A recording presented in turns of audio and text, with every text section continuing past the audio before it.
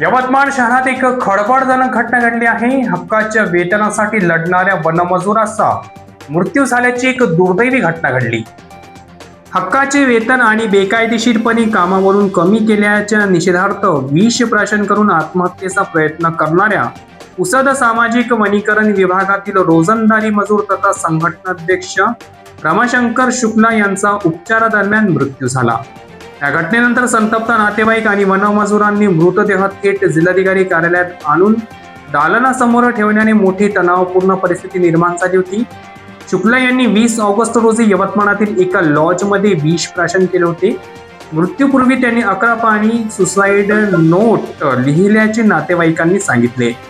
शासकीय वैद्यकीय रुग्णालयात उपचारादरम्यान त्यांचा मृत्यू झाला.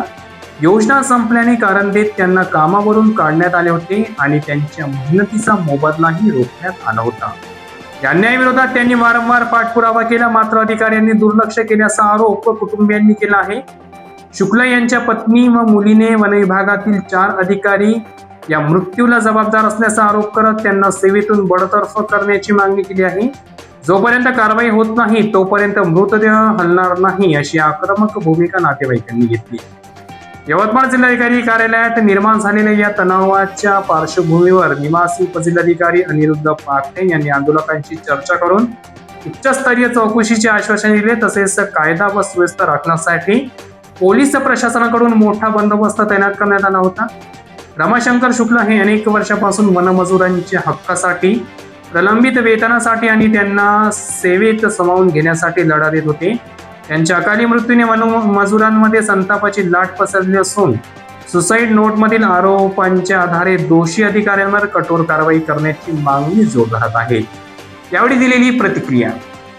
काही रिसेशनमध्ये 3339 कर्मचाऱ्यांना मंदीमध्ये कमी करण्यात आलं होतं, पण त्यानंतर शासनाच्या धोरणानुसार 1996 नुसार त्यांना परत कामावर कायम करा असा GR येऊन सुद्धा जे मधातले अधिकारी होते त्यांनी कधी त्यांची लिस्ट जी होती, माझ्या पप्पांचं महाराष्ट्र यादीमध्ये 3ऱ्या नंबरवर नाव असून सुद्धा त्यांना 20 वर्ष सेवेमध्ये कायम करून घेतलं नाही. सोबत त्यांच्या मजुरांना सध्या माझ्या पप्पांनी विष घेतलेलं आहे. 19 तारखेला ते घरून निघाले. त्यांनी आम्हाला काही सांगितलं नाही कारण ते सिस्टमला थकले होते आणि त्यांच्या 4 अधिकाऱ्यांनी त्यांना मानसिक प्रतारणा दिलेली आणि खूप त्रास दिला. यासाठी त्यांनी विष प्राशन केलं. 3 दिवस आपल्या गव्हर्नमेंट हॉस्पिटलला यवतमाळला त्यांच्यावर उपचार झाला आणि आज सकाळी त्यांची प्राणज्योती मालक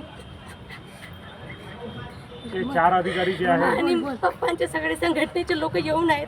जे 3339 कर्मचाऱ्यांसाठी त्यांनी जीव दिला ते पण सगळे लोक येऊन आहेत. मला इथं माझ्या पप्पांसाठी मी न्याय मागायला आले कारण माझ्या पप्पांनी 11 पेजेसचा सुसाईड नोट लिहिलेला आहे आणि त्यामध्ये त्यांनी त्यांच्या न्यायाची मागणी केली. त्यांनी माझ्यावर एक जिम्मेदारी सोपवली की बेटा मला मुलगा नाही पण माझ्या कर्मचाऱ्यांना तू न्याय मिळवून दे आणि कलेक्टर ऑफिसला माझी बॉडी घेऊन जा. पण आमच्या मागे आम्ही इथे येऊ लागलो तेव्हा एक PSI पिसाळकर म्हणून काहीतरी आमच्या ॲम्ब्युलन्सच्या मागे गेलेले आहेत. ते आम्हाला इथे येऊ देत नाही आहे. माझी तुमच्या सगळ्यांना हात जोडून विनंती आहे की माझी DM सरांशी भेट करून द्या आणि माझ्या पप्पांची बॉडी इथे घेऊन या. मला त्यांच्यासाठी न्याय मागायचा आहे. 4 अधिकाऱ्यांनी ज्यांनी तुम्हाला मानसिक त्रास दिले त्याला त्यांच्या यवतमाळमधल्या मॅडम आहेत एक प्रणिता पारधी म्हणून, त्यांनी माझ्या पप्पांचा मानसिक छळ केला आहे आणि पप्पांनी सुसाईड नोंदणी चौघांची नावं लिहिली आहेत ते आहेत. आणि त्यानंतर एक कुंभरे म्हणून आहेत ARF पुसदचा, त्यानंतर एक मडवी म्हणून आहे मॅडमचा असिस्टंट आणि एक चिकणे म्हणून, या चौघांचं नाव माझ्या पप्पांनी लिहिलेलं आहे सुसाईड नोंदमध्ये. मला न्याय हवा आहे सर, मला भाव नाही आहे. बाबा 20 वर्ष सिस्टमला कंटाळून जीव दिला तरी सिस्टमच मागे पडून आहे. आमच्या मागे पोलिसांची गाडी लावून ठेवली की पुसदच्या बाहेर काढा यांना. कसं काढणार तरी बाहेर? कर्मचाऱ्यांना न्याय मिळून मिळाला त्याला जीव दिलाय तर आम्हाला इथं पण लपून छपून यावं लागलं आणि अजून ते माणूस गाडी घेऊन लागलाय माझ्या मागं लागला आमच्या.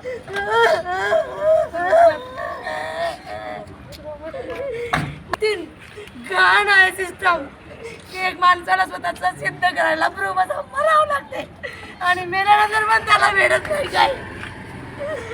आम्ही काही इनव्हॅलिड काहीच मागत नाही हो. माझ्या पप्पांचं रीतसर यादीमध्ये नाव आहे.